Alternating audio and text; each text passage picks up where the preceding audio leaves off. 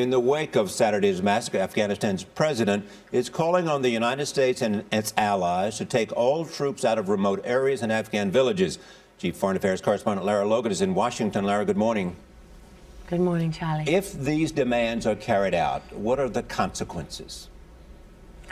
Well, there's no indication these demands will be carried out. I mean, it is in line with the U.S.'s strategy to hand over to Afghan security forces, whether that be in the villages or the towns. So in one sense, it's not consistent. I mean, it is consistent, but in another sense, it really pushes up the timetable. And what it seems to indicate is that this issue has become heavily politicized.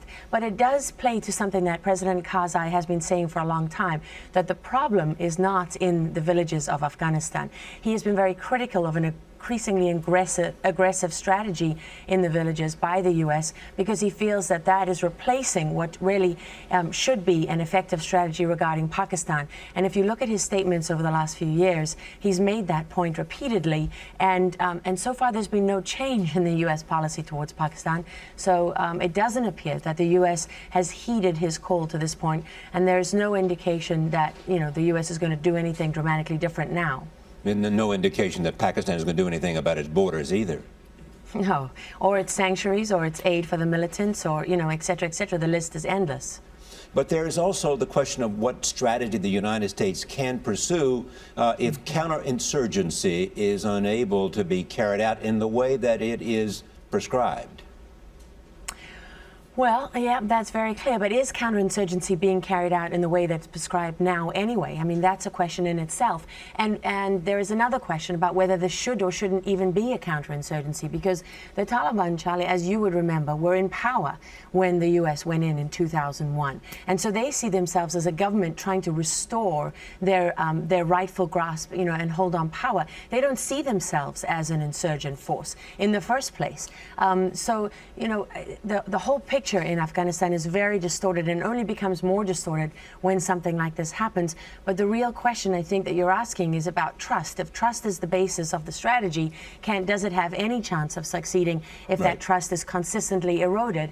And, it appears logical that the less trust you have, the harder it is for any strategy to be successful. So, and Lara, when you say trust, you mean obviously not trust between just officials, but of course, perhaps even more important, the trust between the troops that are on the ground, the U.S. troops there, and some of these Afghan villages where they've been working. That's right. And the basis of the strategy for the last 5 years or so has been, for the U.S., with the trust that it has, to get Afghan people to trust their own government. That's what the U.S. has asked American soldiers to do on the ground. At the same time, it's very, very significant to note that U.S. diplomats, for example, the former ambassador to Afghanistan, Ambassador Eikenberry, were responsible for undermining the credibility of the Afghan government, both in the U.S. and abroad, by leaking cables saying that they didn't trust them, Karzai is not a reliable strategic partner, et cetera, et cetera, et cetera. So what you are left with is U.S. soldiers with an impossible mission, because they're there to convince people that the Afghan government can be trusted, and their own government is saying that it can't. Well, trust with the Kabul is one thing, and hearts and minds of the people in the village is another. Yeah, no, absolutely right. But I mean, those two things are very, very closely connected if your whole strategy rests on convincing the people in the villages that the government in Kabul can be trusted.